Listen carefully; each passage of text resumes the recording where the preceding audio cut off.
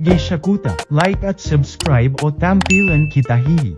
Sabi nila, kapag inalagaan mo ang isang bagay, parang nagkakaroon ito ng sariling kaluluwa. Pero paano naman kaya yung mga bagay na tinatapon lang? Parang feelings mo, tinapon niya lang array-array?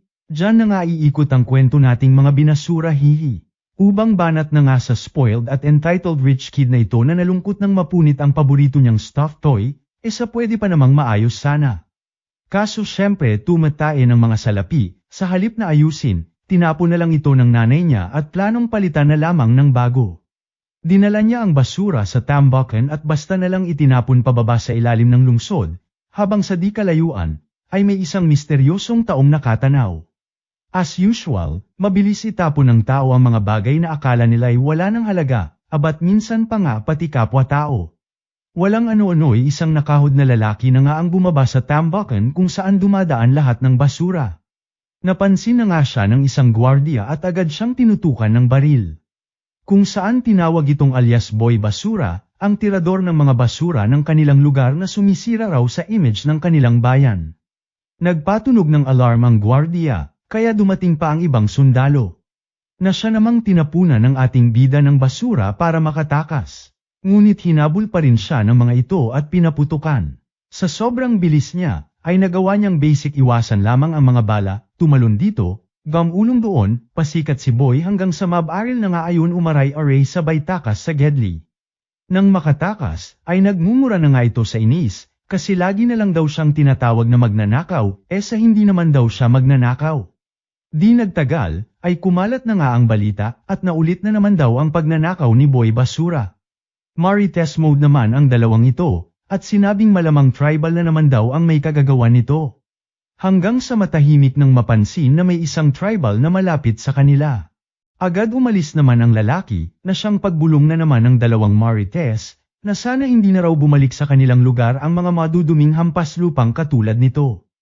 Isang malaking pader nga lang ang naghahati sa lugar ng mayayaman, at sa squatter kung saan pumasok itong lalaki at kanilang tinitirhan. Sa squatter, puro sira-sira at marurumi ang bahay, dagdag pa na sobrang baho ng paligid.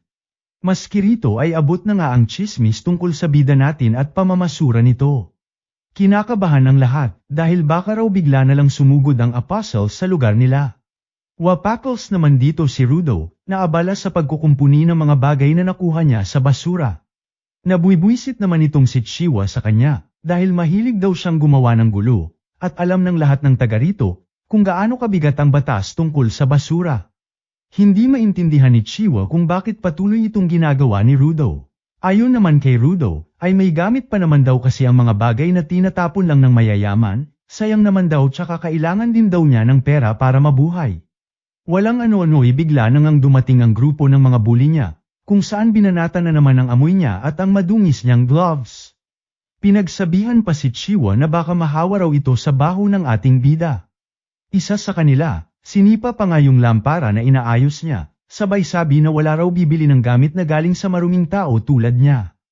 Pinagtanggol na nga siya ni Chiwa, ngunit ayaw talaga paawat ng mga kupal at sinabi na ngang iwas-iwasan ang ating bida lalo na at kriminal daw ang airpat nito.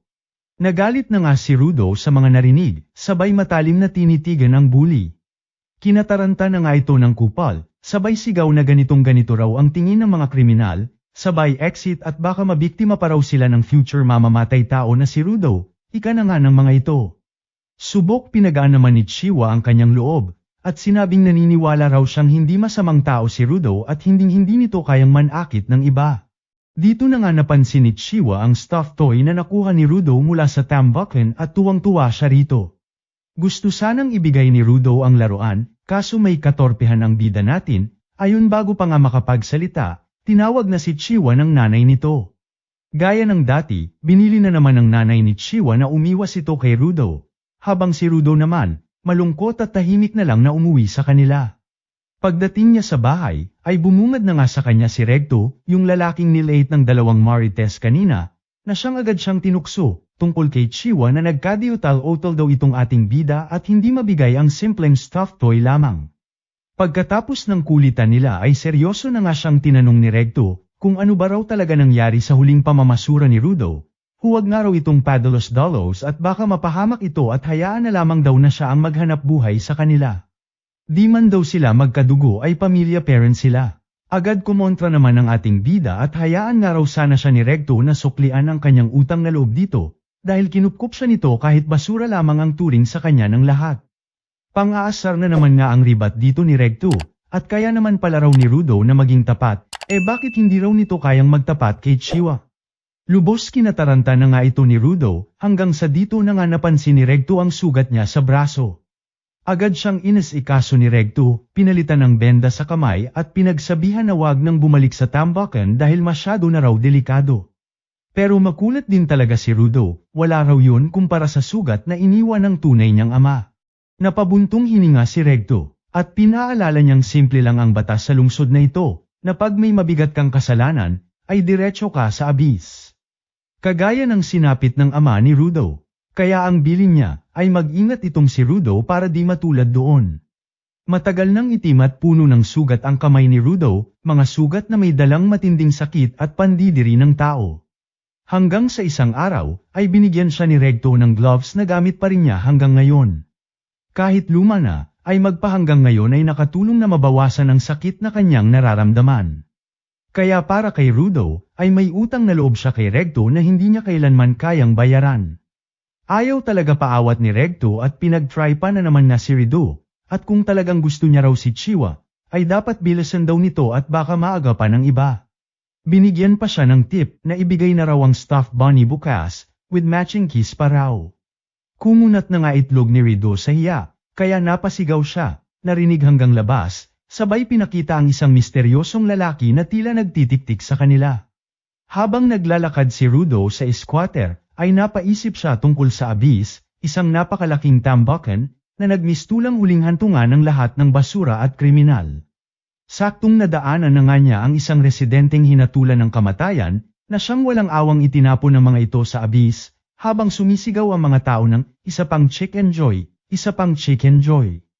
Hulaan ko sinigaw mo rin sa isip mo, nang may tono pa, hihihi. Walang ano-ano'y bigla nang sumulpot si Chiwa, na siyang kinagulat niya. Alam mo ba kung bakit inilagay ang squatter sa tabi lamang ng bayan? Tanong na nga sa kanya ni Chiwa, para araw-araw nga raw, ay maramdaman ng mga tao na konting pagkakamali lang nila, ay masahol pa sa basurahan ang kababaksakan nila. Dito ipinabatid niya rin kay Rudo na ayaw niyang mapahamak ito, at sana raw makinig siya kay Recto dahil nagmamahal lang naman din ito sa kanya. Nung marinig ni Rudo yung salitang, din, ay natigilan na nga ito at lubos kinilig sa sinabi ni Chewie, nagkadeutal-otol na nga ito at namula, hanggang mapansin na nga ni Chiwa ang stuffed bunny na hawak niya, kaya naman buong tapang na niyang ibinigay kay crush niya, sabay sabing mas magiging masaya raw ang bunny sa kanya kaysa nakatambak lamang sa basura. Sa sobrang hiya nito ay nagumpugan na nga ang mga itlog niya sa pagtakbo, at rekta na ngang umuwi para ipagmayabang kay Recto ang mga pangyayari, hanggang sa dito na nga rin niya nakasalubong ang ilang apostles na tila nagpapatrol sa squatter. Pagdating niya sa bahay, ay lubos na nga niyang kinagulat nang makita si Recto na nakabulagta na, duguan at pinapatay ng misteryosong taong naniniktik sa kanila kagabi. Sa sobrang galit, ay umatake na nga si Rudo, ngunit binisak lamang ng kalaban, sabay may kinuhang libro at umalis na. Sa mga huling sandali ni Recto ay pilit na nga nitong pinapaalis si Rudo, ngunit ayaw umalis ng ating bida, hanggang sa huling nasabi na lamang ng tumayong tatay niya ay baguhin nga raw ni Rudo ang mundong ito at siya nga lang daw ang makakagawa nito. Dito na nga lumutang ang mga apostles, sabay binanatan si Rudo, at siya na nga ang pinagbintangang pumatay kay Recto. Kahit anong paliwanag niya sa nangyari ay walang naniniwala at nakikinig sa kanya. Sa labas naman, ay tila mga bubuyog na nga ang mga kapitbahay, at mukhang nagkatotoo na raw ang pangamba nila, na mamamatay tao na rin si Rudo tulad ng tatay nito. Hindi naman makapaniwala si Chiwa, at naguguluhan parents sa mga pangyayari. Walang nangang tanong-tanong, at rekta dinala na agad si Rudo sa gilid ng abis para hatulan. Sa gitna ng sigawan ng mga tao, tinawag siyang boy basura at mamatay tao, kaya lalo pang lumala ang kaso sa kanya. Hanggang sa hinatulan na nga siya ng kamatayan. Hiyawa na naman nga ang mga tao habang sinisigaw ang mga salitang, basura ang basura, basura ang basura. Habang itinutulak siya papalapit sa bangin, ay hindi pa rin makapaniwala si Rudo kung bakit nangyayari sa kanya ito. Sana raw ay may makinig din sa kanya, ngunit puro mapanlinlang at mapanirang tingin lang ang nakuha niya. Doon na nga niya napansin si Chiwa na nakayuko at halata ang halo-halong hiya at galit sa mukha. Na siya na nga niyang pinakiusapan na hanapin ang tutuong killer para sa kanya. Pero dead malamang si Chihuahua at may paabi pang pinagsisihan daw nitong naniwala siya kay Rudo. Sabay tinapon ang stuffed toy na regalo niya at sinabing parehas lamang daw siya ng erpat niyang mamamatay tao. Todo-todong galit na nga ang nadama ng ating bida at araw nilang lahat. At sinabing ang tunay na mga basura ay ang mga ng taong nasa harap niya, mga walang mga bulag at bingi na hindi kayang makinig o tumingin sa katotohanan. Dito na nga rin niya nakita ang pumatay kay Recto, ngunit huli na ang lahat dahil itinulak na siya sa abyss. Habang nahuhulog, mas nag-alab ang galit ni Rudo, nangakong ibaba niya sa impyerno lahat ng mga hype na ito. Napuno ng puot ang isip niya habang nilalamon siya ng dilim. Pagkamulat niya, nasa gitna na siya ng napakalawak na tambakan, bundok ng basura na tila walang katapusan. Dito na nga bumungad sa kanya ang isang dambuhalang halimaw na gawa sa basura, at doon niya napagtanto, na ganito pala ang itsura ng impyerno. Agaw buhay na nga si Rudo sa pagtakbo papalayo sa dambuhalang halimaw na gawa sa basura, na siya nangang sumigaw at nagtawag pa ng ibang resback laban sa ating bida. Sobrang laki nga ng mga ito kaya tanging nagawa lamang ng ating bida ay ang tumakbo ng todo para lang makaiwas. At dito napaisip na ganito pala ang parusa sa mga taong hinuhulog sa abyss. Walang ano-ano'y biglang gumuho ang tinatapakan niyang basura, at bumagsak siya sa mas mabahong parte ng tambakan. Sa sobrang baho ng amoy, ay tila parang sinusunog daw ang baga niya, kaya napalingon siya sa paligid, naghahanap ng daan palabas, ngunit wala siyang ibang makita kundi puro basura lamang. Sa sobrang dumi ng hangin, ay napasukan na nga siya ng dugo, na siya nangang napansin ng mga halimaw at unti-unti siyang nilapitan. Kinabwisit na nga ito ni Rudo at hanggang dito na lang daw ba siya, at mamamatay na nga lang sa basurahan pa talaga nang wala man lang kalaban-laban. Walang ano-ano'y bigla niyang naalala si Recto na siya nangang muling bumuhay sa ulirat niya. Di pa nga raw siya pwedeng mamatay dahil may kailangan pa siyang tapusin, maghihiganti pa siya, lalo na sa pumatay sa tatay-tatayan niya. Dito na nga niya kinuha ang isang bakal na tila nagliwanag sa kanyang paningin, sabay binanatan ang isa sa mga halimaw, habang sa malayo ay tila may nakapansin naman sa kanilang misteryosong lalaki. Todo nakipaglaban na nga si Rudo sa mga nasabing halimaw, hataw dito, hataw doon, gamit ang kahit anong basurang mahawakan niya hanggang sa patiyero ay ginamit na nga rin ito bilang sandata, na siya niyang lubos kinagulat dahil effective at nagpabagsak sa karamihan ng mga ito. Ngunit di nagtagal ay napaluhod na nga lang siya sa panghihina, dahil sa dumi ng hangin na kanyang nasa sanggo. Sa kasamaang palad ay may isa pang dambuhalang halimaw na sumulpot, ayon sa sobrang laki na patakbo ang ating bida. Ngunit kahit malayo na siya ay inabutan pa rin siya ng shockwave na ginawa ng kalaban ayon sumalansang muli sa mga basura. Walang ano-ano'y nagulat na nga lang siya, sa pagdating ng isang lalaking may suot na gas mask at may dalang payong. Abat car inyo brutal na nga si kuya mo na pagkatapos siyang sipin, ay sinuutan siya ng mask na lubos niyang kinagulat. Naguluhan na nga si Rudo. At kung sino raw ba ito? Galing ba siya rito? Ano ba tong lugar na to? Ano yung mga halimaw? Pero imbes na sagutin, sinaway lang siya ng lalaki, huwag daw siyang maingay. Pero si Rudo, go parent sa kakadada, hindi makaintindi sa simpleng request ng lalaki, at kung nasa underground daw ba sila.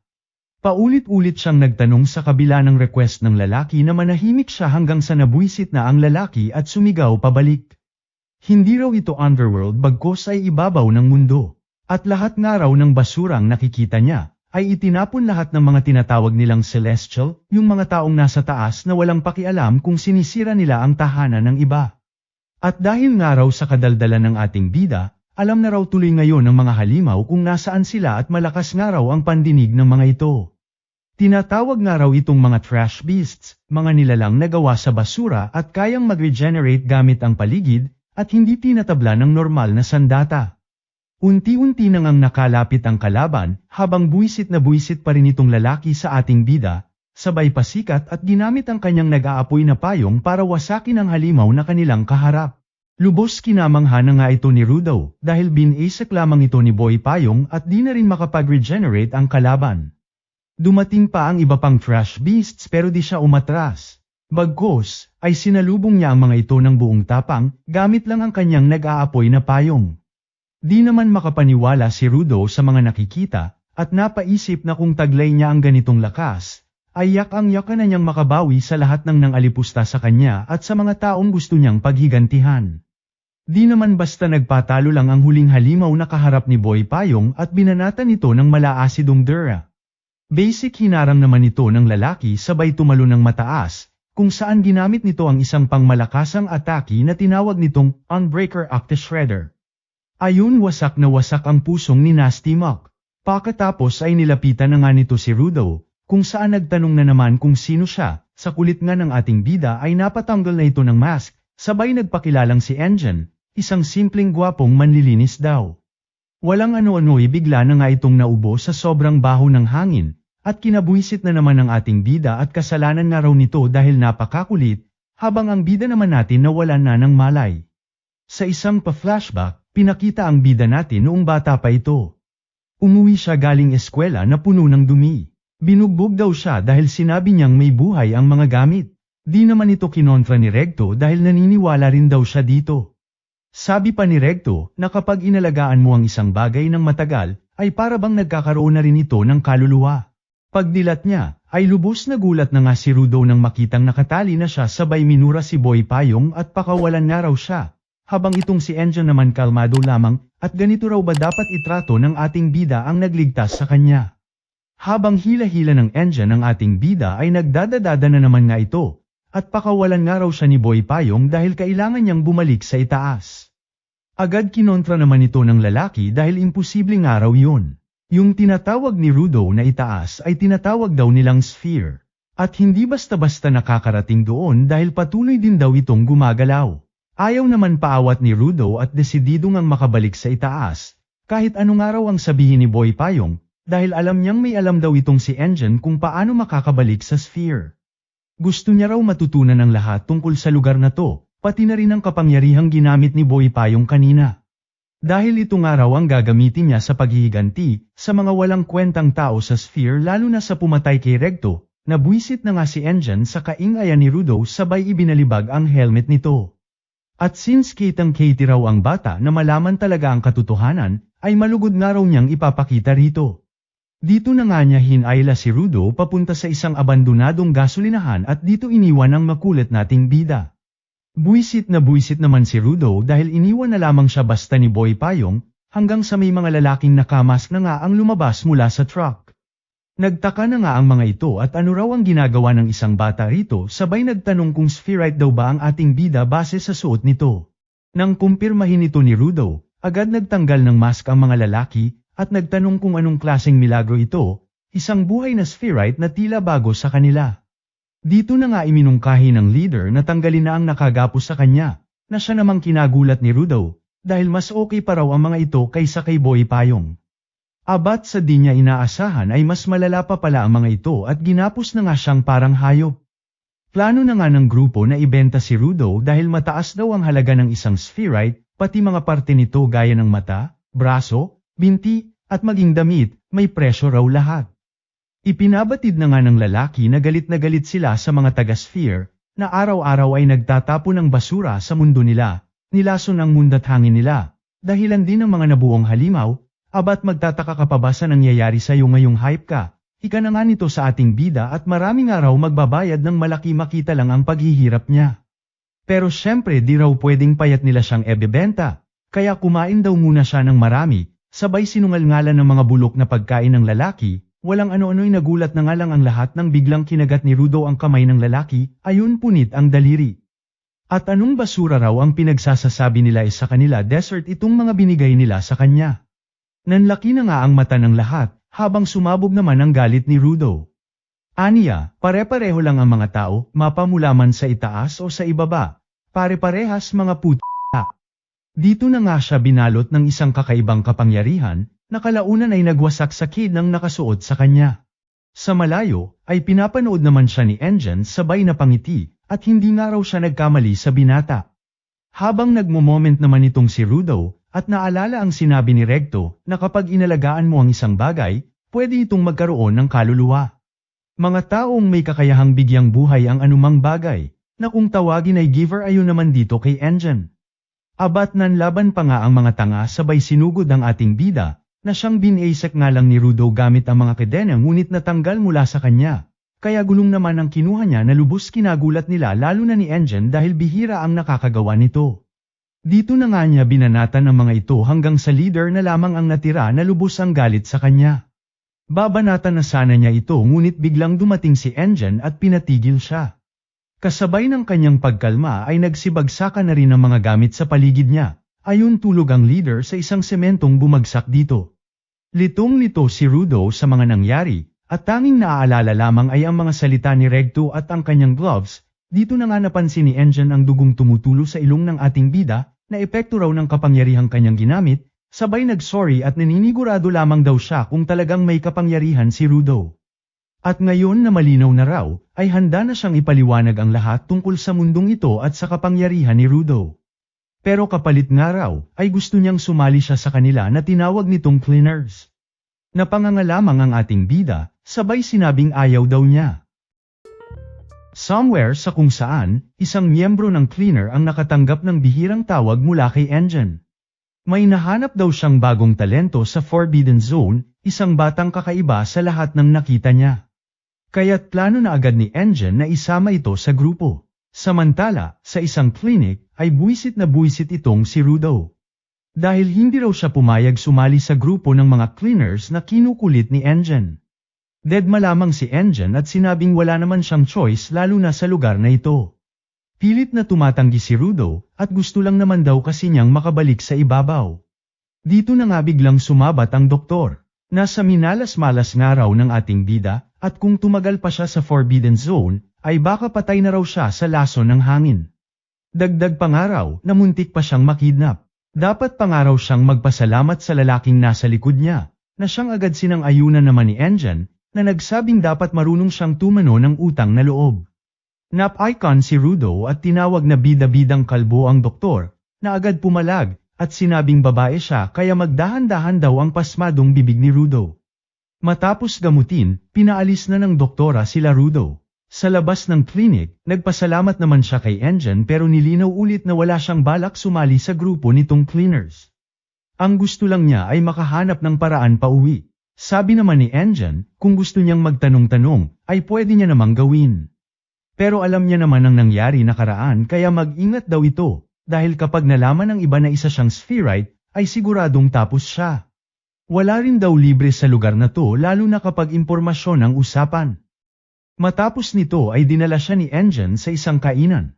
Sa sobrang gutom ni Rudo, ay halos lamunin niya ang buong burger sa harap ni Engine.